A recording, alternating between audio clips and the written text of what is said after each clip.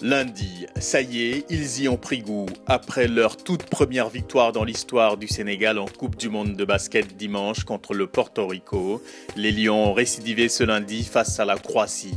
Une courte victoire, 77-75, au terme d'un match héroïque. Avec cet exploit, le Sénégal s'est qualifié pour la première fois en huitième de finale d'un mondial pour leur 4e participation.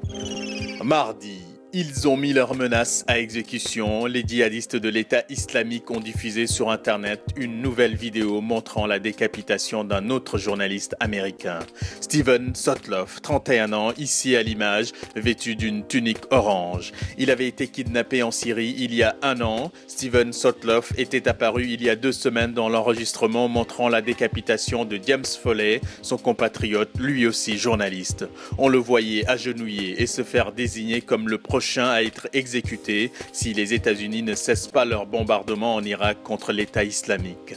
Le bourreau présumé de l'exécution semble être le même que dans la vidéo d'il y a 15 jours.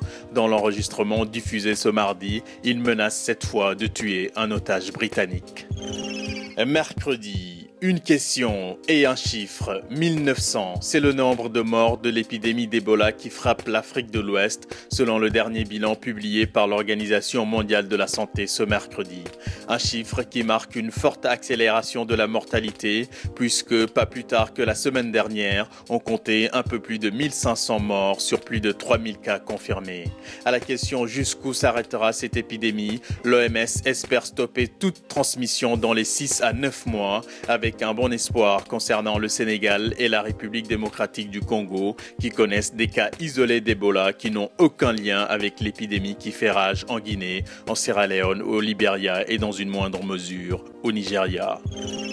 Jeudi, l'espoir est-il permis dans la lutte contre Ebola? 8 traitements et 2 vaccins expérimentaux vont être développés au plus vite. C'est ce qu'ont proposé les 200 experts réunis à Genève ce jeudi sous l'égide de l'Organisation mondiale de la santé pour faire le point sur les traitements qui pourront être testés en Afrique. Mais aucun n'a été cliniquement prouvé. Ces nouveaux traitements et vaccins ne pourront donc pas être disponibles avant fin 2014. À l'heure actuelle, il n'existe aucun médicament certifié contre le virus.